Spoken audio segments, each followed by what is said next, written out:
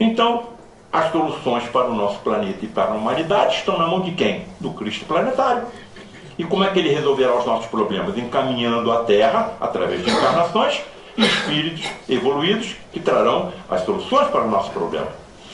Há uma colocação de Divaldo Pereira Franco, em que ele diz que as chamadas crianças índigos, ou crianças cristais, não é, estariam nesse rol desses espíritos que estão se aproximando do planeta Terra, que estão se aproximando do nosso orbe.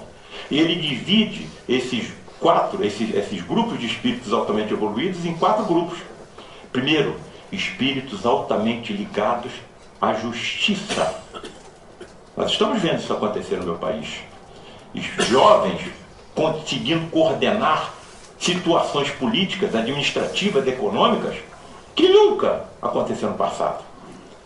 Um segundo grupo, espíritos muito evoluídos no ramo da engenharia e que trarão soluções para toda a humanidade e não somente para aqueles grupos mais privilegiados que vivem em países muito mais desenvolvidos que os nossos. O terceiro grupo, espíritos altamente evoluídos no ramo das artes. E o quarto, que no meu ver é o mais importante, espíritos com grande evolução no caminho da mediunidade. Então, os 7% de médiuns que são encontrados, declarados, médiuns declarados na humanidade, são só 7%. Mas e quando esses espíritos com esse dom da mediunidade mais desenvolvida aportarem no nosso planeta, serão 10, 20, 30, 40% de médiuns, e esses médiuns nascerão na casa dos cientistas. Os cientistas não poderão mais virar as costas para esses fenômenos, porque os seus filhos serão médiuns, e eles vão querer explicações. E essas explicações trarão as informações todas que nós precisamos. A medicina, por exemplo, os médicos do futuro serão médiuns. Nós captaremos as informações do corpo humano que hoje nós precisamos de uma parafernália incrível para que possamos encontrar uma tumoração maligna na sua fase inicial. Nós compreenderemos o porquê dos males que acometem todos os seres humanos, sejam esses males morais, sejam esses males físicos, e veremos definitivamente que não existe injustiça divina. A injustiça divina tem que ser abolida no nosso vocabulário. Onde seria a injustiça divina se eu, em encarnação passada, tivesse disparado propositalmente um projetil de arma de fogo e tivesse dilacerado a medula de um ser semelhante a mim, um semelhante, e esse semelhante tivesse ficado paraplégico? Existe alguma injustiça divina se eu sofrer um acidente em encarnação futura e nesse acidente ter a minha medula dilacerada exatamente no local onde eu fiz a medula do meu próximo ser estraçalhada? Onde haverá a injustiça divina? Nós estamos agora espantados, tristes com essa tragédia acontecida na França, esse avião que caiu, 150 almas desapareceram, 16 ou 17 ou 15 estudantes alemães. Isso nos magoa, mas onde é que está Deus? Deus está onde para deixar uma tragédia dessa acontecer? Deus está dormindo? Está descansando? Está distraído? Está passeando? Como é que Deus deixa que isso aconteça? Mas e se eu? Por favor, vejam com o sentido de meditação, o que eu direi. Isso está em obras minhas, existentes no meu país. Isso foi captado por André Luiz, diante de uma tragédia semelhante ocorrida décadas atrás.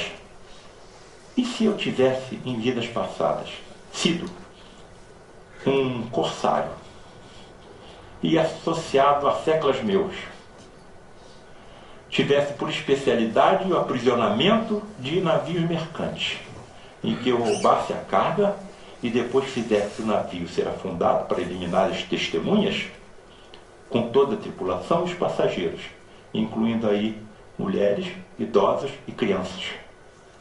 Haverá alguma injustiça divina se em encarnações futuras eu estiver dentro de um aparelho que se despedace no ar e que eu seja mergulhado no oceano onde eu fiz parecer ou perecer tantas vidas em vidas passadas?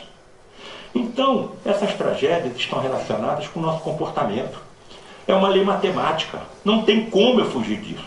A semeadura é livre, mas a colheita é obrigatória. Ou então é melhor não acreditar na existência de Deus. Mais fácil, olha, não acredito em Deus. Isso é uma fatalidade, foi uma peça que, se eu for alguém que se distraiu, ou se eu contrair, se uma criança nasce com um tumor maligno, como eu mostrei no sábado, isso é uma fatalidade, foi uma mutação ocasional, obra do acaso. E acabou o problema. Se eu não acredito em Deus, o problema está resolvido. Se eu acredito em Deus, eu estou com um problemaço para resolver. Onde é que estava Deus? E os nossos filhos estão querendo saber disso. Nasceu uma criança no Ceará, no Brasil, ano passado, sem braços e sem pernas. As redes sociais enxamearam de mensagem dizendo: Deus não existe. Porque Deus não permitiria que uma criança nascesse sem braços e sem pernas. Dentro da filosofia espírita kardecista cristã, da reencarnação e da lei kármica, o que poderia acontecer comigo se eu fosse um terrorista e enchesse a minha roupa de bombas, explodisse uma torre, ou um avião, ou uma fábrica, ou uma escola, levando comigo centenas de vidas que nem me conhecem, estraçalhando a roupa física que me foi entregue pelo Pai Celestial, para que eu cumprisse alguma missão. Isso nos leva a considerações que não tem fim, não tem horizonte. O suicídio, por exemplo, houve uma jovem que se suicidou. E foi captada uma mensagem dela através de uma incorporação mediúnica e foi indagada a ela: filha, irmã, o que mais faz sofrer um suicida? É o sentimento da penetração do projetil de arma de fogo dilacerando seu cérebro? São as queimaduras que o espírito não deixa de sentir enquanto não esgote o seu ou a sua energia vital que ele trouxe para essa encarnação? É a corda apertando seu pescoço, aquele que se suicida pelo enforcamento? Aquele que sente seu corpo dilacerado por ter se atirado de um precipício? Resposta da menina: tudo isso representa sofrimento inenarrável em linguagem humana. Mas nada se compara. Nada se compara à visão permanente. Não é a visão em um momento ou em outro. É a visão permanente que eu tenho do meu pai e da minha mãe, idosos, sofrendo com fome, sede e frio, e eu não ter um corpo para ajudá-los.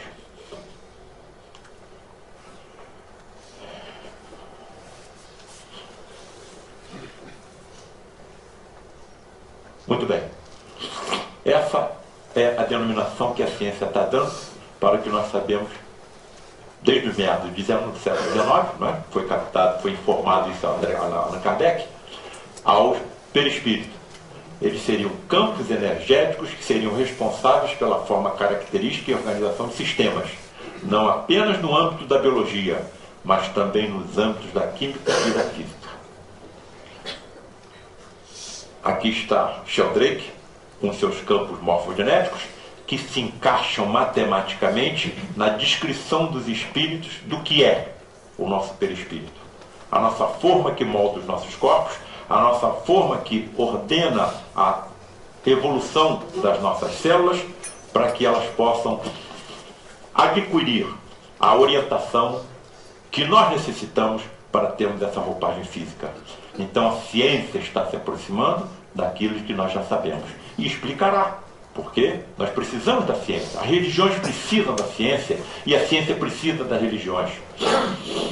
Algumas religiões pregam aos seus seguidores que nós existimos aproximadamente há 7.000 anos e que Deus nos criou como nós somos. Não é possível, porque a ciência está mostrando os fósseis, mostrando a nossa evolução. Da mesma forma, a ciência está errada em atribuir ao acaso tudo isso que acontece. Então, as duas vertentes que nos guiam precisam se aproximar. E nessa aproximação estará a solução para todos os nossos problemas. E nós atingiremos níveis de evolução planetária a ponto de auxiliarmos outras civilizações mais atrasadas ainda do que nós próprios.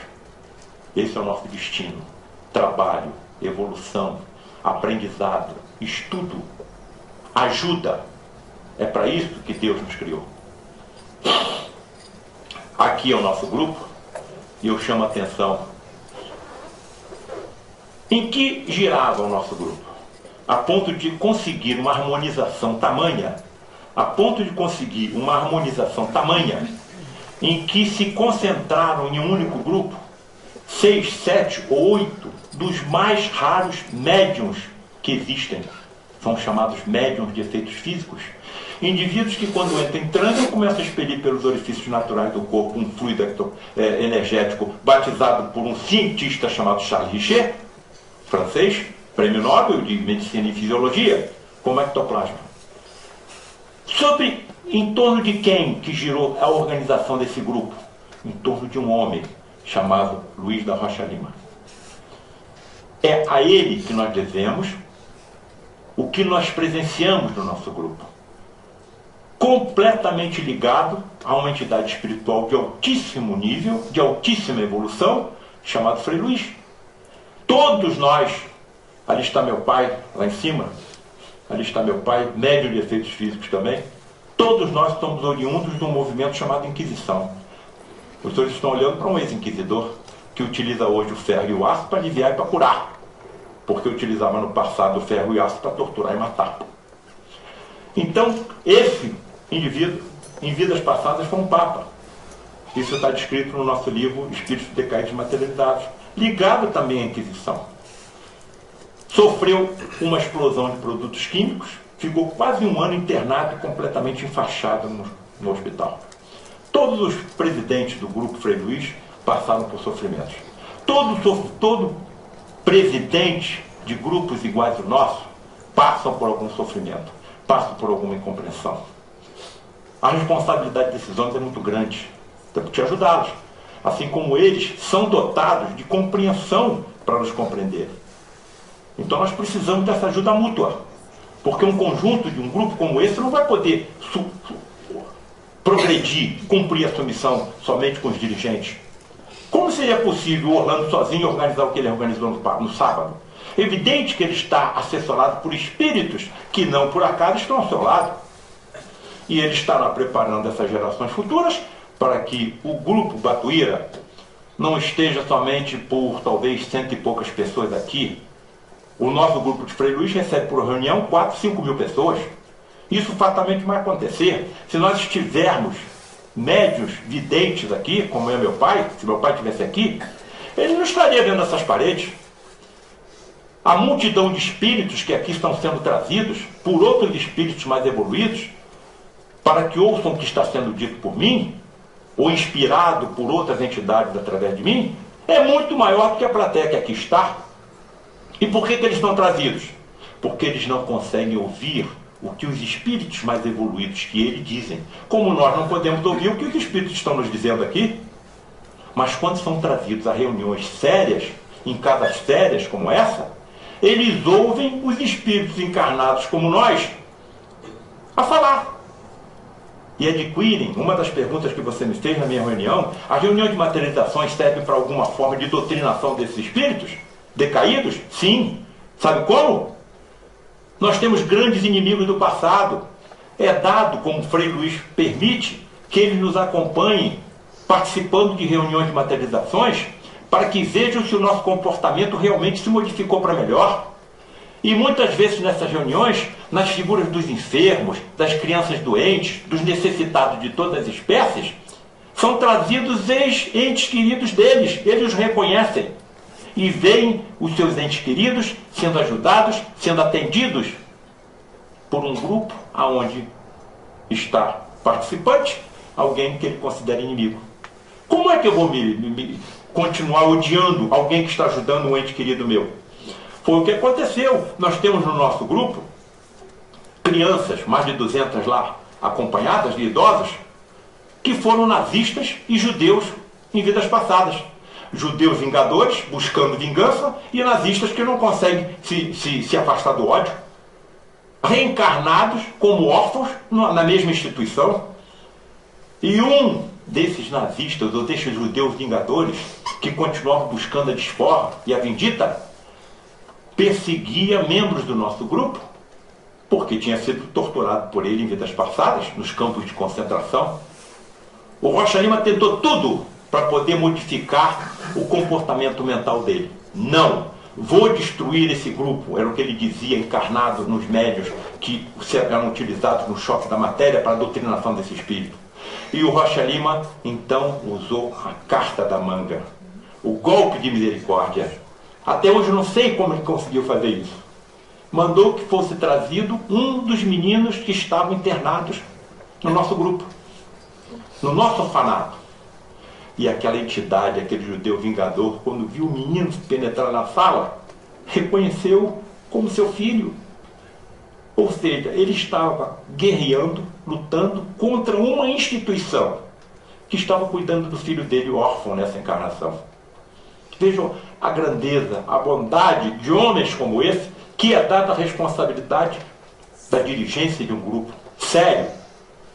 Então ele precisa ter compreensão, porque a responsabilidade dele é muito grande. Assim como há de ter, porque veio preparado para isso, compreensão com nossos comportamentos, às vezes equivocados, às vezes mal interpretados. Isso acontece em todos os grupos. Aconteceu no Frei Luís, acontece no Frei Luís. E muitas vezes acontece, sabem por quê?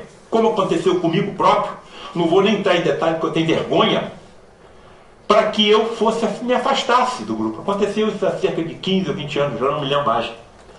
Quer dizer, a agressão foi tão forte, quer dizer, você vai sair da sala 1, quer dizer, trabalhando ao lado do Frederic von Stein, porque você foi comentários em relação a você é esse. E eu vou para onde? Não, você vai sentar comigo na mesa, o presidente me chamou e falou isso, não foi o Rocha Lima. O Rocha Lima de aqui é desencarnado. Você vai sentar comigo na mesa principal e vai interpretar o Evangelho. Olha, eu não tenho condições disso. Não, você não tem condições você fala tão bem, você não tem condições de interpretar o Evangelho como é lido na hora que nós abrimos no início da reunião? Talvez, mas eu prefiro começar aonde eu comecei há 20 anos, quando aqui cheguei. E aonde foi que você começou? Eu vou sentar na assistência. Fiquei 3 anos sentado na assistência. Meu pai sairia comigo, porque a primeira coisa do meu pai, vamos sair do grupo. Não, papai. Isso deve ser alguma provação. Eles estão nos testando. Provavelmente haverão missões mais importantes serão colocadas nas nossas mãos. Vamos permanecer aqui. Aqueles que nos atacaram se afastaram, não é? Com rixas profundas. E se eu tivesse me afastado, eu hoje não estaria aqui. Eu não teria absorvido a missão de escrever esses livros que saem quase automaticamente, Deus sabe de onde. Eu leio, de onde foi que eu tirei isso? Parece que você está sendo ditado nos teus ouvidos. Isso pode ser interpretado individualmente por qualquer um de nós. Não é só um grupo espírita, no nosso ambiente de trabalho, na nossa casa, no nosso lar, junto daqueles que nós estamos hoje como companheiros familiares. Tudo isso é possível. Então, se aconteceu o que acontece no grupo Frei Luís até hoje, é graças a esse homem que transmitiu para as gerações que o sucederam o mesmo comportamento.